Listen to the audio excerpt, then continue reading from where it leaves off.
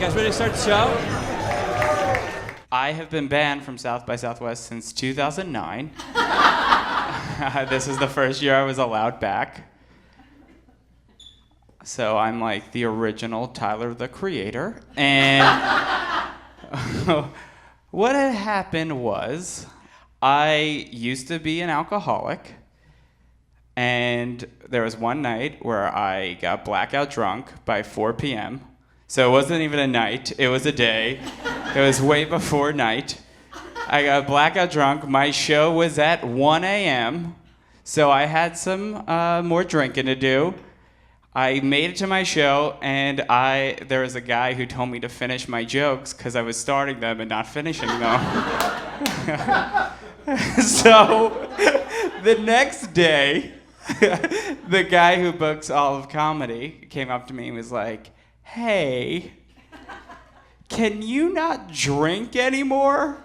And I was like, "No problem. That's gonna be so easy." My show was at 8. I knew it was the last show I had to do. I knew I just had to make it to 8 and not drink. Should be easy, right, guys?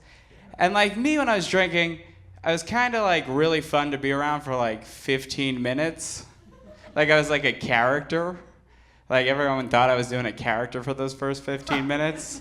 They're like, "Oh, this guy's so funny," but it's like then I would stay that way for the rest of the time, which is like why SNL movies don't work. It's just too much all the time.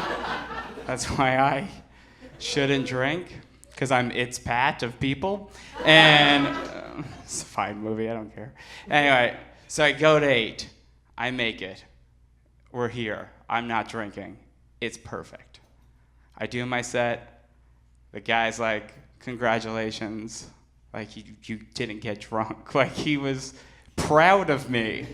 Like, prouder than my dad ever was. This guy I met 2 days before. And he's like, "You didn't drink." And I was like, "Awesome. I gotta go." And I ran, and I just started drinking so much. And my friend Sam, who I was there with, he's basically like a human dog, if you ever meet him. He's like 6'6" and just dumb. And I love him to death. He's the greatest guy in the whole world. But he's just always like, "Okay." And he got a text message. He was like, "Hey, do you want to go see Third Eye Blind?" And like there was 2 secret shows that night. There was Kanye West and there was Third Eye Blind. And like if I had to pick one, it was not Third Eye Blind. But I had gotten so drunk that I was like, "Fuck yeah, I want to see Third Eye Blind." So we went in, it was at Stubbs, we walked into Third Eye Blind, and Stephen Jenkins came out, and he was just like, "Who here has the new album?" And I was like, "They have a new album? This is gonna be a long night." So they're playing their new tunes, like he just got divorced from Vanessa Carlton, which he announced on stage, which I thought was, you know, poor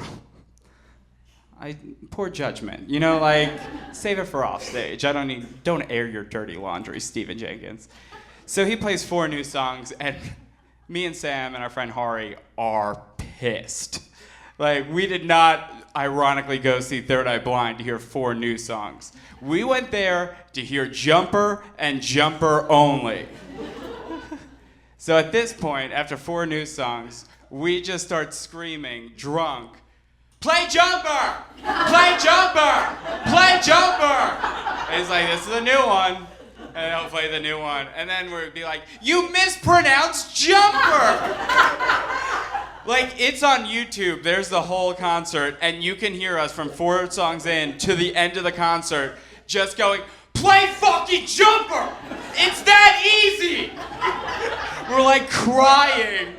I never knew I wanted to hear that song so much. Like, they played their whole new album, and the whole time we're just like, "You mispronounced Jumper." Then we start going like, "Fuck you, fuck you." We're just screaming, "Fuck you." We keep moving closer to the stage just so he can see us. At one point he makes eye contact with me and I just said, "Fuck you, Stephen Jenkins." Like I had flown to Austin to give him that message. They close with Jumper. may have cried.